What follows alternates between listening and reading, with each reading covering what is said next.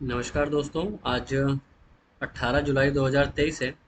जैसे कि मैंने डिस्क्लोज़ किया था कि मैं अपनी लॉन्ग पोजीशन कैरी करके ले गया था बैंक निफ्टी में। और जैसे ही बाज़ार ओपन हुआ तो उसमें मुझे काफ़ी अच्छे पॉइंट्स मिले बैंक निफ्टी में। इनिशियली जैसे मैं जो कॉल कैरी करके ले गया था बैंक निफ्टी की, तो मैं थर्ड बार पे एग्ज़िट हुआ, क्योंकि इनिशियली क्या होता है जब आप एक बड़ा गैप अप करते हो, मतलब बियॉन्ड लाइफ किसी हाई से ऊपर खुलते हो, तो इनिशियली आप 70 to 80% ऑफ टाइम ये देखोगे बाज़ार में कि जब भी बाज़ार किसी प्रीवियस हाई से ऊपर खुलता है तो वहाँ से इनिशियली मूवमेंट आता है। अब डिपेंड ये करता है कि लास्ट टाइम आपको कितनी रैली देखने को मिली थी। जैसे कि अगर आज हम देखें, कल आपकी बियॉन्ड R2 के आसपास रैली हुई थी, और आज जो आपकी जो रैली हुई है वो R1 तक हुई है।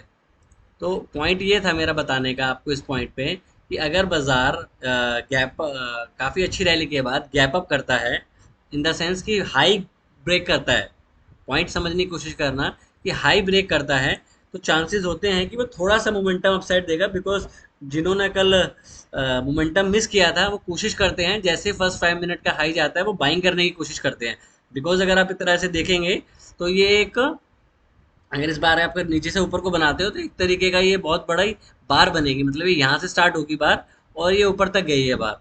तो लोग इसके हाई के ऊपर बाइंग करने की कोशिश करते हैं।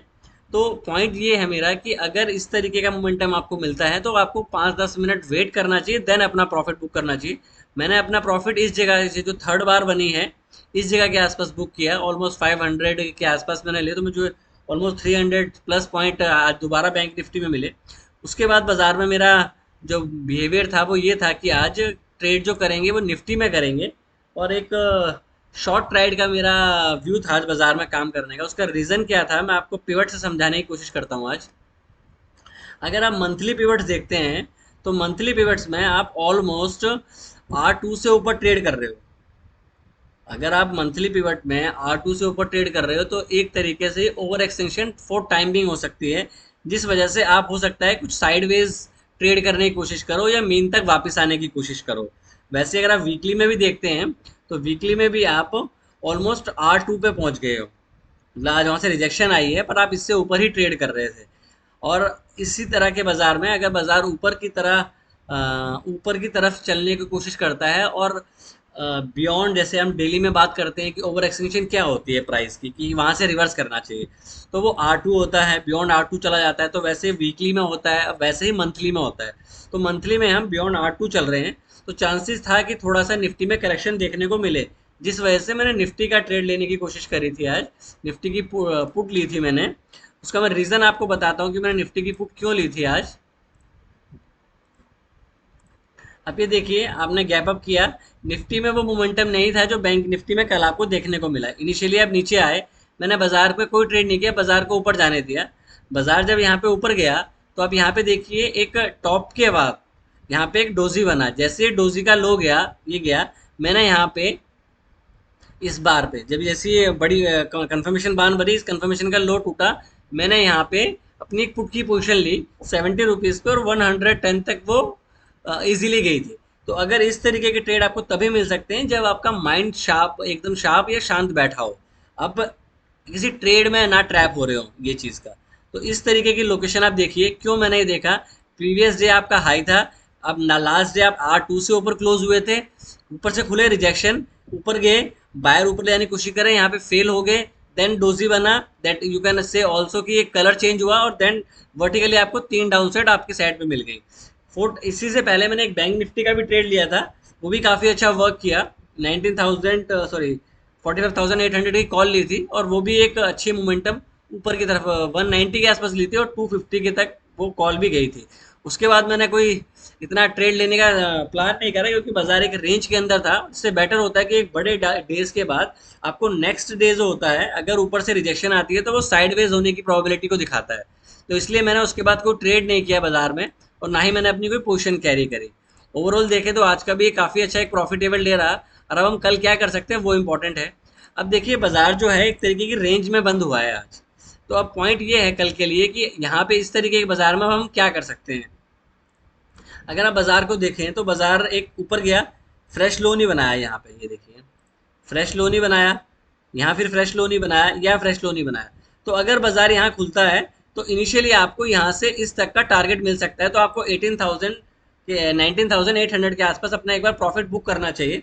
बिकॉज अगर आप देखेंगे तो बैंकिंग सेक्टर में, मिड कैप में, स्मॉल कैप में थोड़ी सी प्रॉफिट बुकिंग देखने को मिली है। हो सकता है वो एक पॉज ले रहा हो, बट हाई से एक रेड बार बनना वो भी थोड़ा सा एक कंफ्यूजिंग क्रिएट करता है, इसलिए मैंने कोई ट्रेड नहीं किया। तो आपके जो हायर है इससे ऊपर बन रहे हैं प्रीवियस से, तो आप यहाँ पे एक ट्रेड ले सकते हो। यहाँ पे एक ट्रेंड लाइन बनेगी, तो ये ट्रेंड लाइन आपका स्टॉप लॉस होगा। अगर बाजार यहाँ खुलता है तो फर्स्ट टारगेट आपका ये हो सकता है। डेफिनेटली अगर बाजार गैप अप करता है बहुत ज्यादा, तो आपको प्राइस को चेज मत करना, बिकॉज हो सकता है कि बाजार ऊपर जाके फिर एक तरह का रिट्रेस करे, देन आपको ऊपर को रैली मिले। मान लीजिए बाजार आपका 19,800 के आसपास खुल जाता है, तो थोड़ा सा वेट कीजिए, प्राइस को नीचे आने दीजिए, देन आप ट्रेड कीजिए कि डब्ल्यू पैटर्न बने। ठीक है, ये निफ्टी में ट्रेड हो गया। अगर गैप डाउन हो जाता है इसके नीचे, तो हम अपनी लोकेशन पे चेज करेंगे कि बाजार कैसा कैसा बिहेवियर करता है। अगर इसके नीचे खुलता है तो हो सकता है कि इनिशियली आपको एक शार्प मोमेंटम मिले, क्योंकि जो यहाँ पे होल्ड करके बैठे हैं उनको अपनी पोजीशन काटनी पड़ेगी। तो अगर इस ट्रेंड लाइन से आप नीचे खुलते हो तो ये प्रोबेबिलिटी हो सकती है कि आप 200 तक आ जाओ, 19,640 650 तक एक बार आप आ सकते हो। तो कल के जो ट्रेड प्लान होगा दोनों साइड आप खेल सकते हो। अगर इसके रेंज के नीचे खुलता है तो डेफिनेटली आपको शॉर्ट करना चाहिए।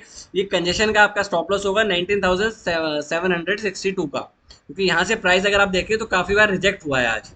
अगर आपको डाउन ट्रेड लेना है, आप ये देखिए, यहाँ से देखिए प्राइस रिजेक्ट हुआ है। पहले जब ऊपर जा रहा था तो यहाँ पे इसने सपोर्ट ली, जब यहाँ से नीचे आ रहा था तो यहाँ पे रेजिस्टेंस दिखा रहा था। तो अगर बाजार इससे ऊपर यहाँ खुलता है और इस ऊपर जाता है तो डेफिनेटली आपको ये हाई यहाँ तक मिल जाएगा। और अगर आपको ये लो ब्रेक होता है तो ये आपका स्टॉप लॉस होना चाहिए, जो ब्लैक हॉरिजॉन्टल लाइन है, और डाउन साइड का आपका ये टारगेट हो सकता है। वैसे अगर हम बैंक निफ्टी की बात करते हैं तो बैंक निफ्टी में भी सेम पैटर्न बना है। आज एक रेंज में था और आपको जो रिवर्सल मिला है वो पिवट से देखने को मिला है। अगर आप देखेंगे पिवट्स लगाएंगे तो बाजार नीचे आया, पिवट्स पे टच हुआ, देन अगेन रैली। मैंने इस जगह के आसपास वो कॉल ली थी और ये वर्टिकल मूव मुझे यहाँ पे बैंक निफ्टी में मिल गया था आराम से।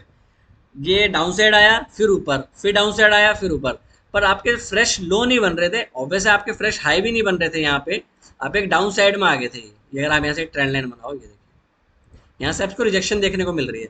तो अगर इन केस बाजार इसी लेवल पे खुलता है और इस ट्रेंड लाइन को ब्रेक करता है तो आपका फर्स्ट टारगेट होना चाहिए ये वाला 45,650 का। क्यों? क्योंकि यहाँ पे प्राइस ने पहले आपको रिजेक्शन दिखाई है। ये देखिए ये चीज, जब ऊपर जा रहा था तो यहाँ पे रुका, जब यहाँ से नीचे आ रहा था तो यहाँ पे रुका। अगर बाजार यहाँ खुलता है तो आपका फर्स्ट टारगेट होना चाहिए इस ट्रेंड लाइन का। क्यों मैं आपको ये चीज बता रहा हूँ कि आप खुद ट्रेड को इवेल्युएट कर पाओ। क्यों मैंने ये ट्रेंड लाइन बनाई, अब ये देखिए, यहाँ से प्राइस रिजेक्ट हुआ, उसके बाद प्राइस यहाँ से रिजेक्ट हुआ।